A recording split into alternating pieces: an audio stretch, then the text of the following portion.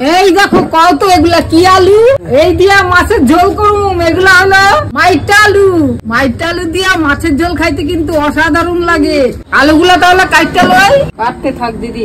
আরে ঠিকই কাটা যাতা, দেখো তো নাকি কড়াইতে একটু জল দিয়ে নিলাম। মাইটা আলুগুলা কাইটটা কি সুন্দর পরিষ্কার করে লইছি। মাইটা আলুটারে আমি একটু ভাত দিয়া লইতাছি, একটু লবণ দিয়ে। আমি তারাপোনা মাছ আনছিলাম, এই মাইটা আলু দিয়ে রান্না করুম। এত অপূর্ব রান্নাটা হইব, না খাইলে বুঝবেন না। একদম হাত চাইটটা খাইতে হইব।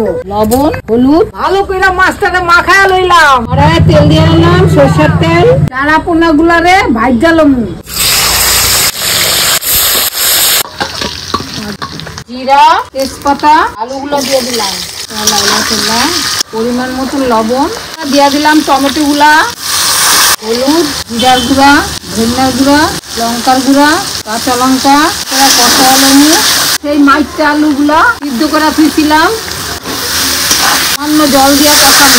মাইটা আলু কারা কারা খাইছেন কমেন্ট করে কিন্তু অবশ্যই জানাইবেন। এবার আমি জল দিয়ে দিতেছি, ঝোল করুন না।